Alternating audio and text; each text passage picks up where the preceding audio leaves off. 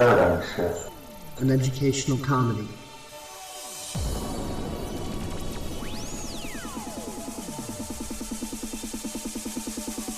It's not a cause, not a movement. It's not a social group you can slap a label onto.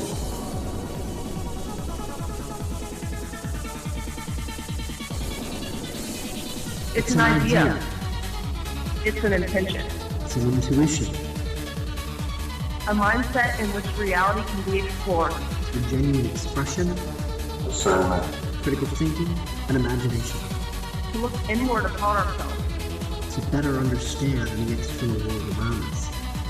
And yes, Few egos are bound to be bruised. With our silly, zany, politically incorrect, George Carlin Gilbert style of going about things. real and raw honesty. Which invites you to be To the fullest.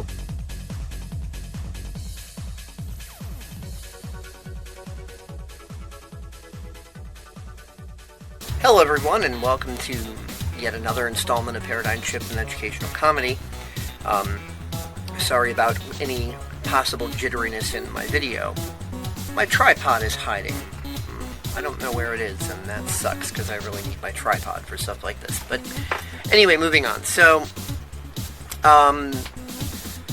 I've been in the BitChute Discord chat where I've had the pleasure of conversing back and forth a bit with Vahey, the CEO of BitChute. And also recently there has been a video posted in there where Ray was being interviewed as far as, what we can expect in 2020 and beyond.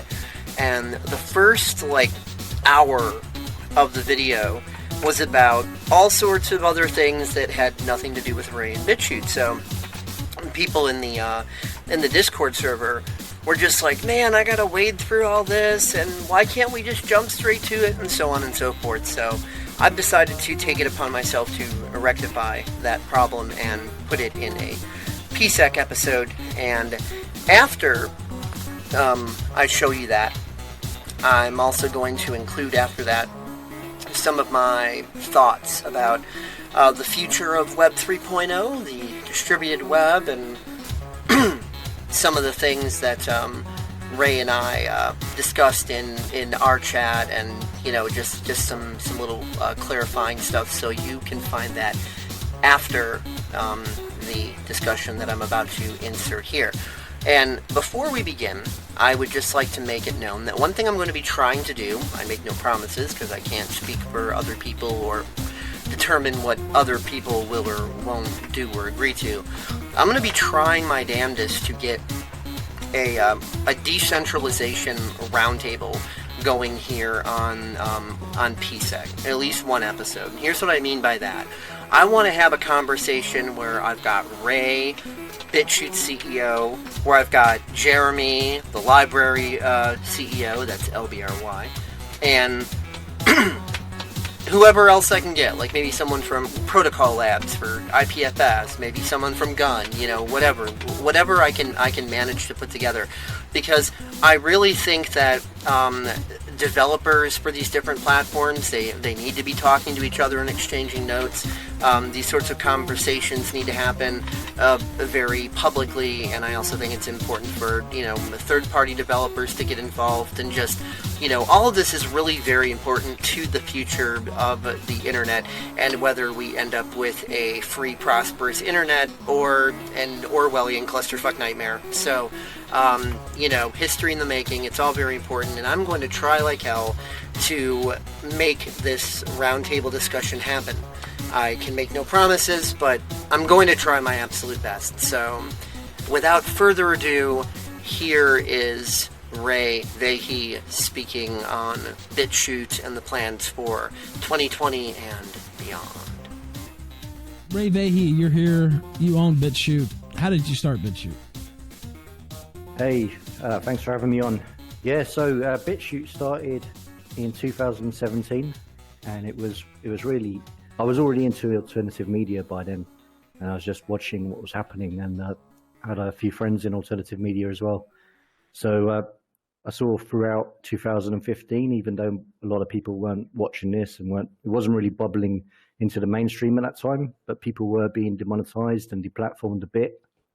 So I thought, well, there's something I could do about this, and I just started coding in my spare time and then showing a few friends, and it went from there.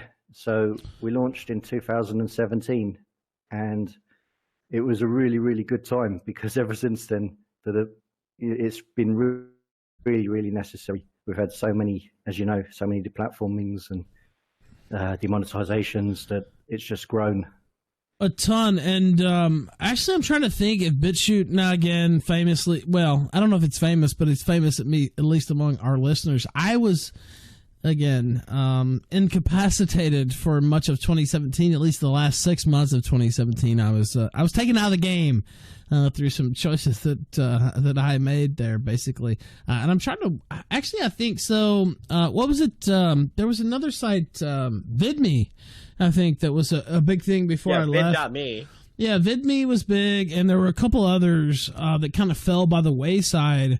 What do you think has kept your site going to this point, whereas a lot of others just fell off the map, or they didn't have the money, or they didn't have the wherewithal to continue to go? Yeah, we don't have the money either, but we'll keep going. But yeah, VidMe, they were actually really well funded. They had like venture capital to 10 million. So when we were starting out, that was what we thought we would try to do as well, get a lot of venture capital.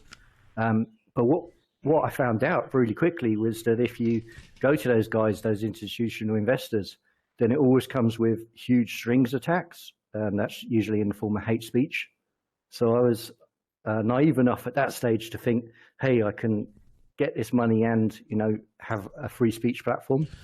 But they were always like, hey, you're going to have to ban this, you're going to have to ban that, you're going to have to clean up this mess. And I was like, no, I can't do that. So I never got the money. But yeah, VidMe, they managed to raise 10 million.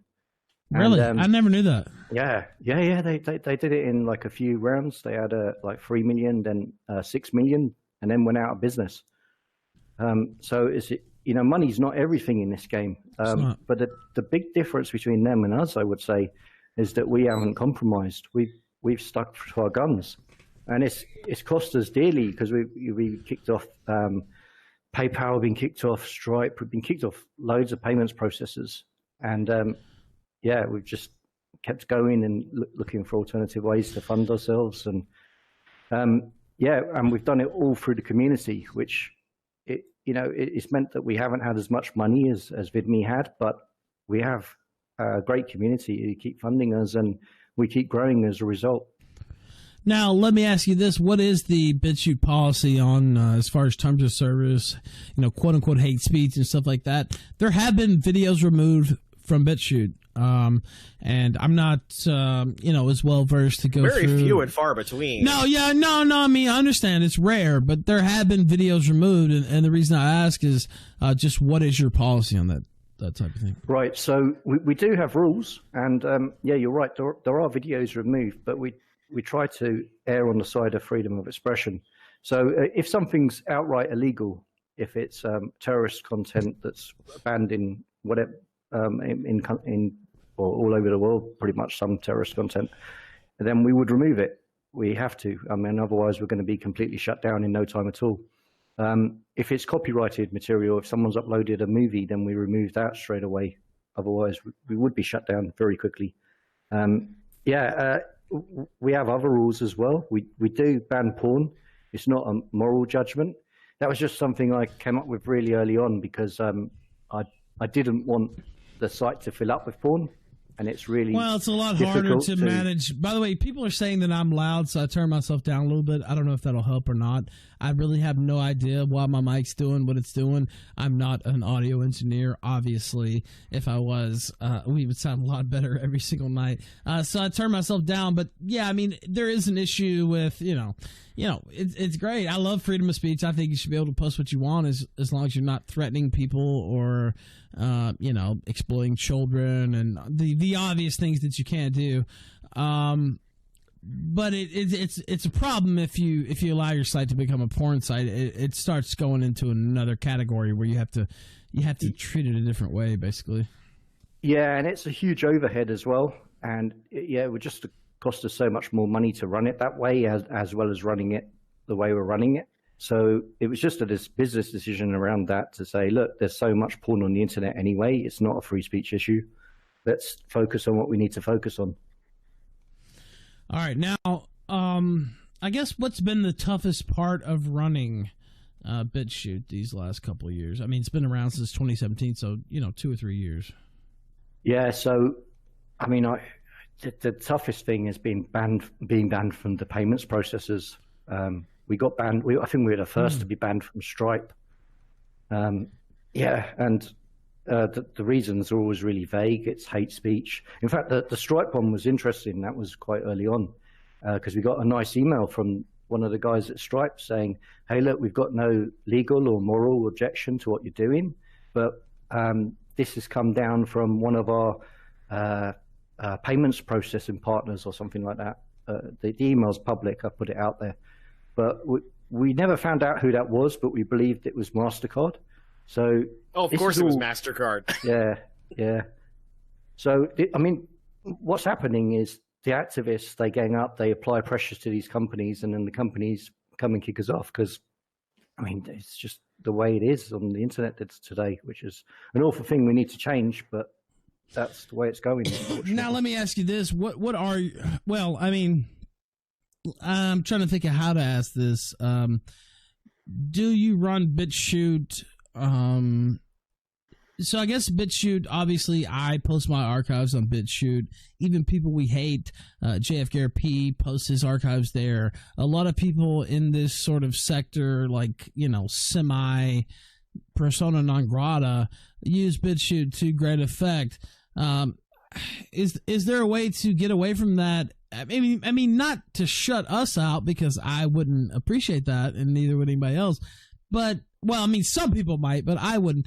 But is there a way to get BitChute to be identified more as just, the free speech platform for any side? You know what I mean? Like, I feel like a lot of these sites get unfairly pigeonholed. Of course, people like us are going to take advantage of it because, I mean, we have to, basically. But it's not just there for, the quote-unquote extremist right. I don't feel that I'm that, by the way, but, some people put us in that category. Is there a way to kind of broaden the base, if you understand what I mean? Bring in some disaffected Bernie bros and people of that nature. Yeah. Well, it's happening to a certain extent. I think so that there are a lot of smaller channels that you would consider more on further on the left. And look, we're politically neutral, and we've been that from the start. And if anything, I'm I started out more as a leftist and have sort of become more libertarian as the years have gone on. So I wouldn't even consider myself on the right, and I hate those labels anyway. I think like the label I'd rather, especially nowadays, they don't do much service. Yeah. But I mean, it is a thing. Like, so I think of Gab, I think of some of these other. And again, I'm not a fan of Torba. We talked about this on the show, but whatever. That's beside the point. I just worry, and I think other people in the chat who maybe are more on my, our side or whatever, enjoy our show, do worry about the pigeonholing, because if you can't draw from everywhere, it starts to be like, well, it's easier for the media to write a story, and they've written stories like this, and we'll talk about that in a moment. But BitChute, wow, this hate site, you know what I mean? Like this right-wing crazy site there. I mean, you understand what I'm saying, right? Right. Yeah, I mean, one of the ways to solve this is just by growing. The more we grow, the more diverse the content is naturally just getting, because people are seeing, right, there's channels now getting hundreds of thousands, millions, many tens of millions views, and people are looking at it and thinking, wow, maybe I need to be on there. But also, now that we've got a bit more money, we're going to start an outreach program and just like try to get more people onto the site from all different backgrounds. And I think like some of the larger channels, and I've noticed this in this space, you could correct me if I'm wrong, but a lot of the people on the left, far left, they don't really want to engage with people from other backgrounds. Yeah, it's very true. But I think what might happen is that new people coming up might realize that's their in to this. So, that they'll think, well, there's a whole space here that they can get into, and, we'll be promoting people who are perhaps smaller, below the people who are most famous right now on the left.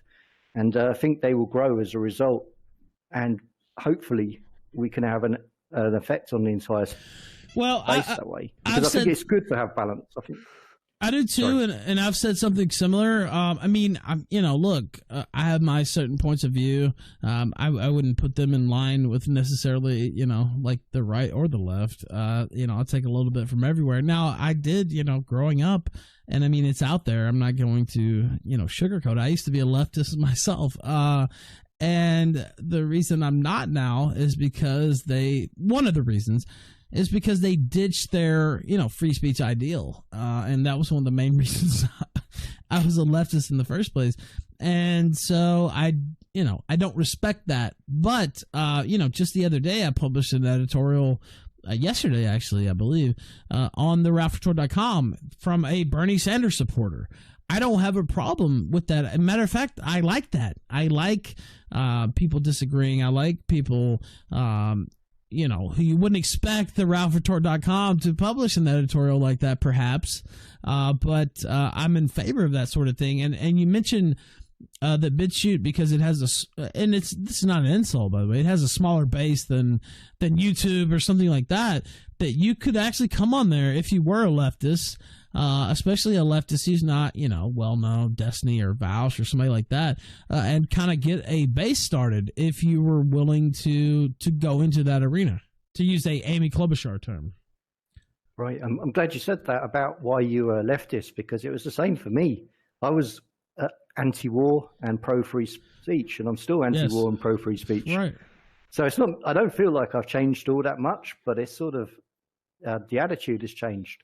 And it's crazy, isn't it? Because, how it's changed so fast amazes me. I don't understand how all these people have compromised their principles and feel so happy about it. Well, and I feel the exact same way. Money tends to do that. Yeah, I mean, I feel the exact same way, and I've talked about it many times on this show, and it's sad to see. And you mentioned earlier that, it's hard to get leftists to, at least for me, it's hard to get them to come on the show. Now, we have a select crew who do come on the show that are leftists, but it's hard because, it's some right-wing show, and they don't care. It's going to be, stacked against me, which is not how I do these things on this show. But, there's that perception out there. I guess what I was going at, and what I was talking about already, but the perception, it's easy to get pigeonholed, and how do you fight that, I guess? Yeah, and I think, so we've got a community manager coming on the 1st of March as well. So we're going to be doing a lot more in the community and outreach. And I think that's going to be another important part, because a lot of people still don't know about us, and we need to find these people and say, hey, look, there's this, you're on YouTube, you're not getting much exposure there. Would you rather be a bigger fish in a smaller pond? And that can be really great for someone who's just starting out.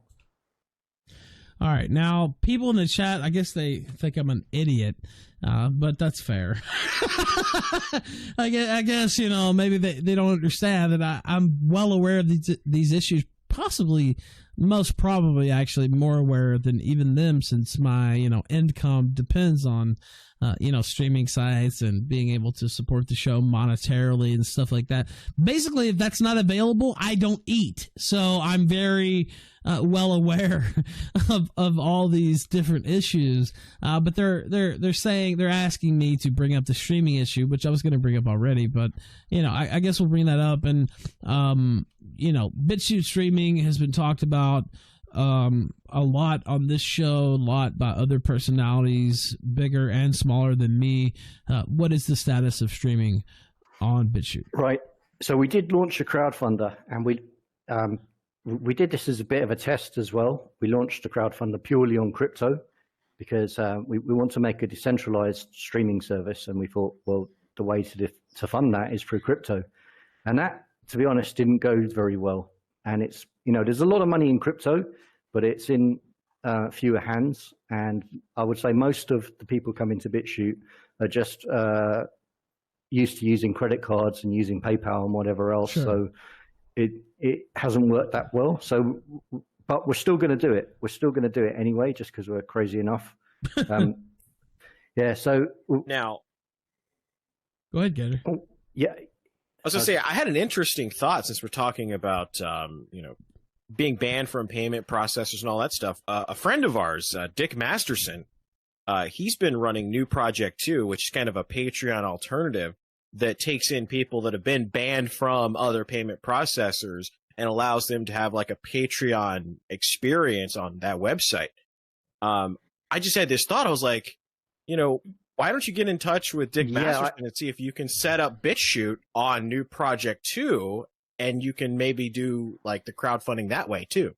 I have. I spoke to him, and so at the moment he's just doing the monthly recurring sort of style Patreon, but he's not doing the Indiegogo crowdfunding right now.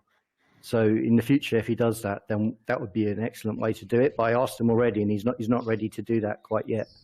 Now let me ask you this, and again, I have questions of my own. Most of them I brought up already. I kind of like to go through the history and do a little introspection and stuff like that. But I have questions that people have submitted me, including our producer here, Brian Stelter, the original Brian Stelter, here in the chat, and Josh from Kiwi Farms, who owns Kiwi Farms. And I will ask those questions.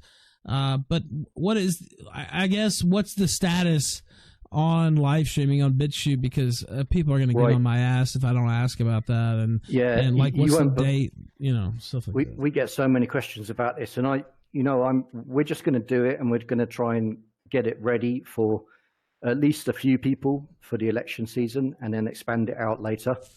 So I know people want to be on for Super Tuesday, which is March, just coming up very soon. It is. We may even have a very skeleton thing up for that if all goes to plan. But yeah, it's going to be very much get this out the door, get a few people on it. You could be on there as well if you want, and then expand it afterwards. So to begin with, it might not be as fully featured as something like DLive, but it'll be functional, it'll be working. People will be able to listen to the stream, and then just grow it through the year. But I'm well aware that there's an urgency here, because I think going into the 2020 election, people are just going to be banned left, right, and center. I think there's multiple reasons for this. I think you're competing with the mainstream media. They don't like that, and you're competing too well. And I think also there's a whole power element about it. You guys are just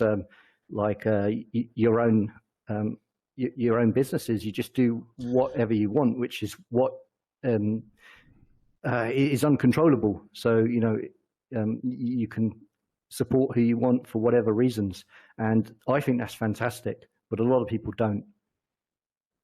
Now, let me ask you this. This is important.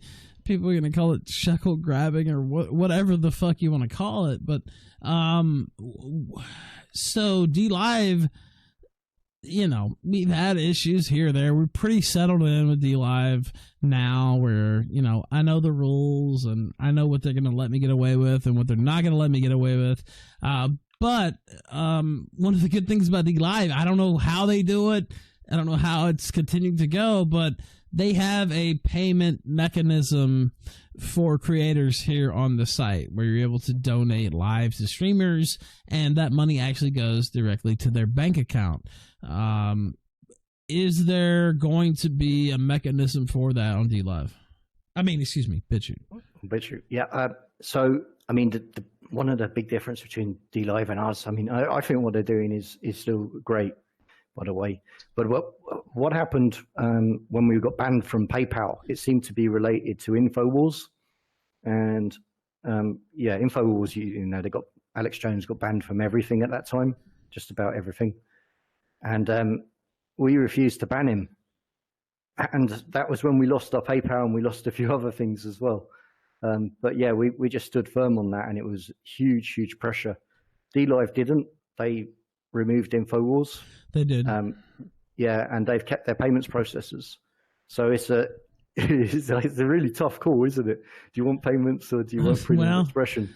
It is kind of and it's always changing too. That's the thing. Like I don't know that everybody realizes, but it could be InfoWars one day. It could be the Killstream the next. It could be, you know what I mean? Like it's not something, and what you give on it, you've given it away, right? And then you've made it clear that you're going to make those types of decisions.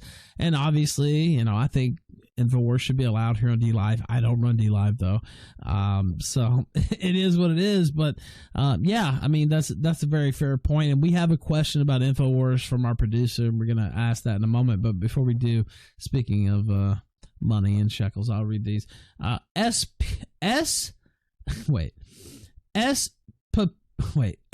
Pipica 97 says unban Rand. Rand is not banned. Actually, Rand is supposed to be. No, we will not unban Rand. He is banned forever. He's supposed to be. No, he's calling in tonight. If he can. He's never coming on again. If he can. John says, what is the true source of all this regulation? I guess that could be for you, Ray. I think there's probably multiple things behind it. One is definitely that the mainstream media is failing. Their audience is very old all over the West. Companies like CNN, the BBC are all downsizing. They've let a load of people go this year. So, the reason for this is in a huge part due to the alternative media, the whole alternative media rising up. It's just taking their market share. So they want you guys gone. And you've seen this with YouTube, the way they've moved in a big way.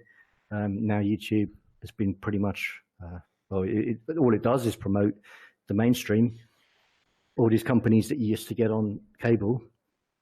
So I think that's definitely a huge part of it. But I think it's also governments around the world don't like having so many different entertainers and news providers on the internet setting up and not being able to track them all and not being able to control them all. Whereas it was very easy when they had these few companies that they could just go to. I think that's a great point. That not everybody necessarily. I mean, our audience is pretty wise, at least on these issues. I don't know if they're wise on, licking just Southern's asshole and stuff like that, but they're wise. They're wise on these types of issues. And I think that's something people don't necessarily always think about, that, there's the FCC, there's all these, entities that actually control the broadcast media that have, can slap these people down, can, put regulations on them that can say, oh, you can't show that. Sorry, pay us, all this money for a fine and stuff like that. Whereas, this internet live streaming game is the Wild Wild West to a certain extent. Like, if DLive would let us show whatever we wanted to show, there's no telling.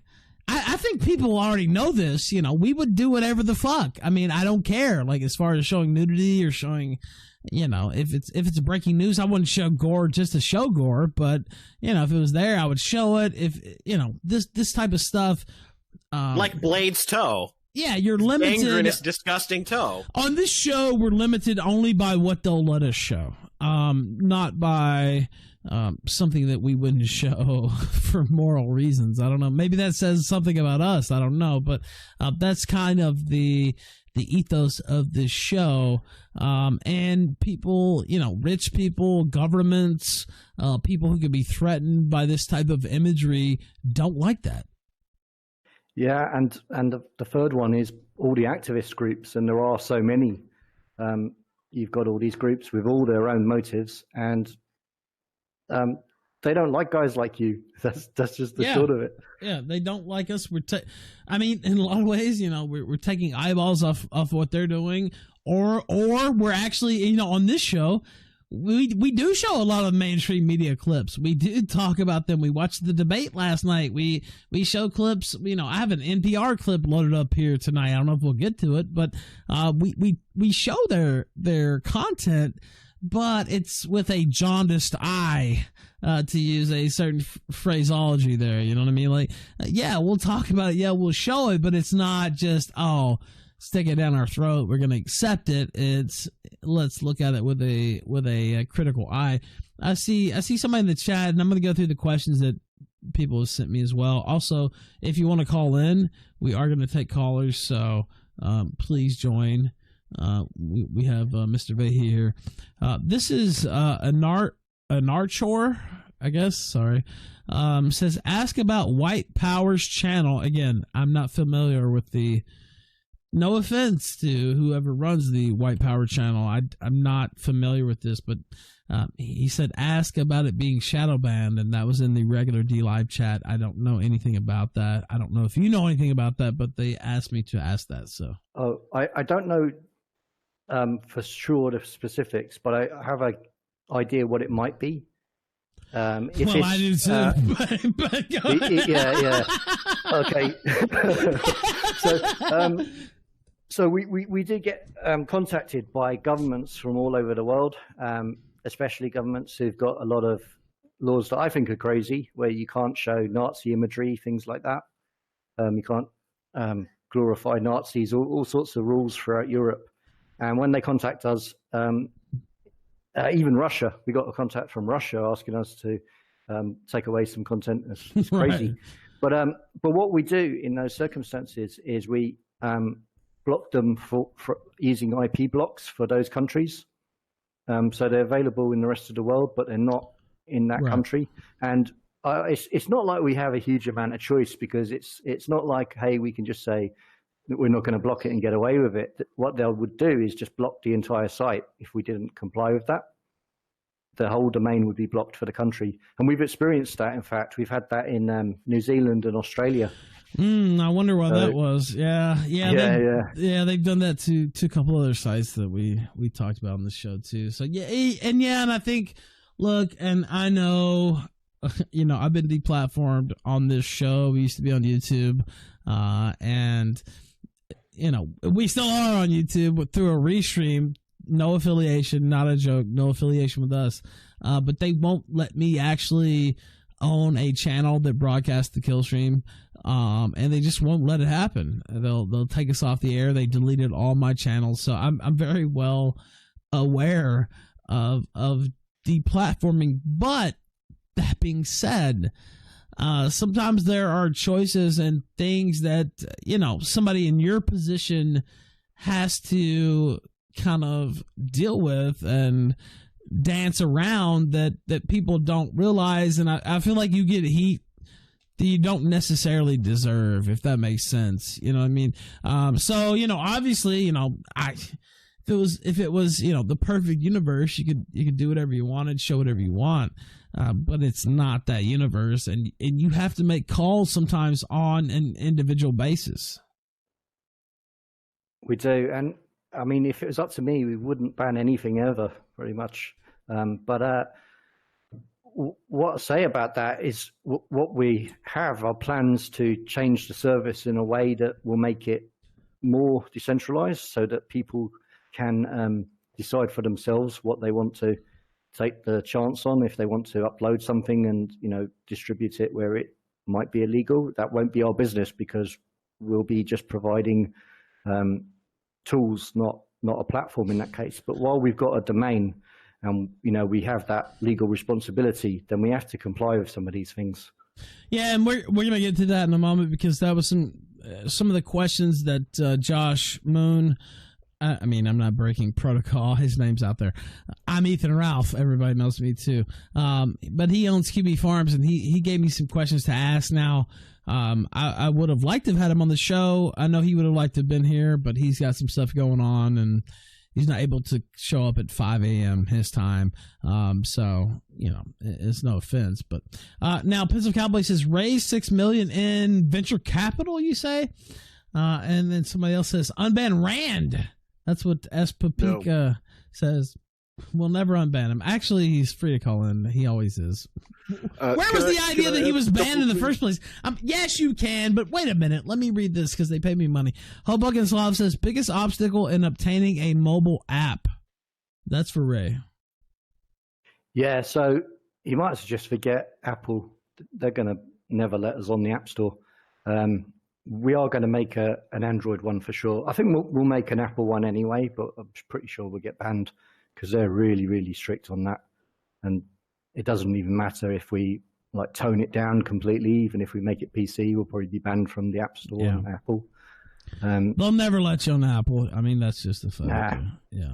And you can't sideload as well. At least with Android, and you look, can. And I saw Gab waste some. And look, again, not on the best terms with the leadership there, Gab. But just objectively speaking, they wasted a lot of time fucking with Apple, and they were never gonna let them on in the first place. And even if they did, I think they did get on for like 15 minutes or whatever. It's just a waste of resources to fuck around with that when you're not gonna get a payoff.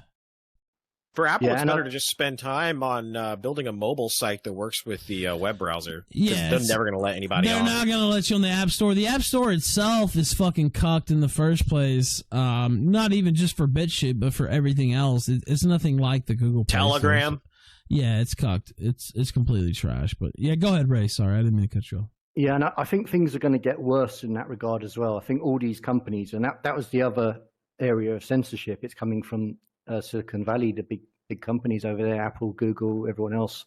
They're going to clamp down even further. So we're going to see moves in the coming years on the OS level, on the App Store level, on the device, on the browsers. We're already seeing it. We're already seeing the way the browsers are being built that's making them more restrictive. That there's signs there that show that this is the route they're going to take. And we have to prepare for this. We have to build more infrastructure. We have to build more ways to communicate in preparation for that. All right. So, yes. Yeah. Sorry, I didn't mean to cut you off, but yeah, go ahead. Zyclown says Mastercard, and he has some certain symbols after that I won't repeat. But Dave the Impaler says, any plans for game consoles and smart TV apps? I don't know if you have a necessarily canned answer for that, but I would expect that those would be just as tough almost to get on as Apple. Yeah, it's possible. I don't have dates and things, but we would probably look at them once we've got everything else out the door. Fair point. Shouting at Cloud says, can True News have a home on BitChute? For those who don't know, I watch True News. I mean, not daily or anything, but I've seen them a few times, and I of course knew about their internet presence. They were banned from YouTube today. Do they have a home on BitChute? I'm pretty sure they do. I think they've already got an account. I think they're already there. Yeah, I was going to say, that's what I thought too. So, I mean, provided they don't start showing it's True News headlines on BitChute. Yeah, I was going to say, I thought they were there. I mean, provided they don't start showing hardcore pornography, I think they'll be all right.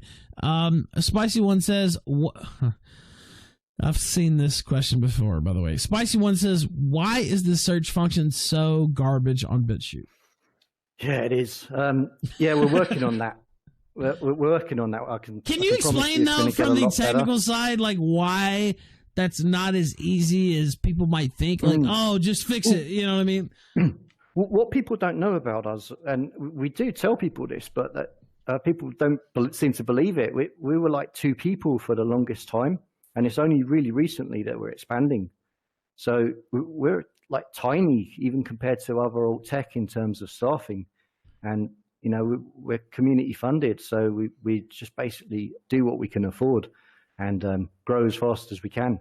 But yeah, we want to do everything, but we do as much as we can. But technically, we just need to put more time into it. We know what we need to do, and we've already started improving it actually, but it just takes time, it takes money, and it takes human resources. Yeah, and I think, look, and I've had a frustration or two, with uploading files. What's so funny is, I'll tell my little story about BitChute. So, what we do is there are mirror sites, of course, on YouTube. There's actually replays here on dlab.tv/TheRalphRetort that you can go back and watch the show. But I like BitChute because it's just like official, full replay. No frills, you just click on it, have the full replay of the show. And so I love having that backstop, and that's kind of our official at least for the video goes, for the audio, it's the podcast, obviously. But for the video, like the official replay site for us is BitChute. Now, there is issues as far as uploading large files onto BitChute. And I'll tell this story publicly. I think I've said it before, but a lot of times you've actually went in and fixed uploads for me that would not work otherwise because they got hung up. I really can't tell you the technical reasons why, but they got hung up and they didn't work. And I'd say, hey, can you help me? And you would help me, and it would fix. Actually, there was a replay last week that you fixed without me even asking you. But the really funny part of this is it's because the files are so big is why they get hung up. And I'm a retard. I just never thought this whole time. I really have no idea why. I knew that you could make these files smaller, but it just never popped into my brain. So the last 3 or 4 archives I've sent over to Gator. He has FFmpeg, which I could have, but I'm just don't feel like installing it. I probably will over the weekend, but and he's made the file smaller, like a gigabyte, a little bit around that area, and they've uploaded with no problem. So there are little technical things surrounding that, but I guess I'm trying to think of how to ask you the question. I mean, it kind of goes into what you just said, though, right? You only have so many resources, and you only have so much that you can do. Yeah. But it's also the rate we're growing at, because if you look at the alt tab, you'll see at times there's 10 videos coming in a minute. So it's really good news because we're growing really fast. Lots of people are joining and uploading, but it means we have to keep expanding because what you were doing, Gator, with the FFmpeg. We've got to do that on an industrial scale with lots of computers all running, doing that, uploading. And we've got to keep adding to that. And, we've got to get more funding to keep adding to that as well. And we've got plans as well to decentralize that. So we could have people who just want to leave their computer on doing that for us. They could help out. But it all takes a lot of work to get that working perfectly. Yeah, and it's easy to sit back and say, oh, well, just make it work. You know what I mean? It's a little bit more complicated than that. Also, I see Zweeble making fun of me in chat for not having FFmpeg. I will guarantee you that 90% of the people in this chat cannot set up FFmpeg, period.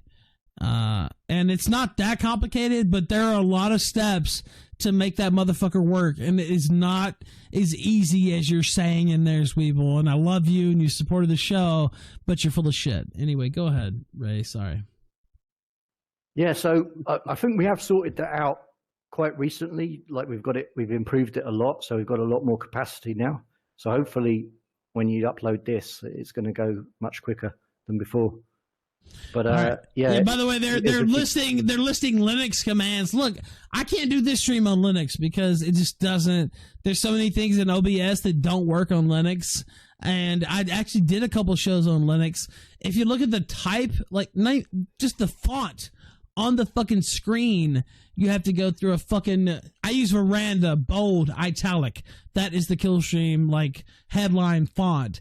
And that is a pain in the ass to even get that to work on Linux. And so, you know what I mean? And I'm not an internet wizard, a computer wizard.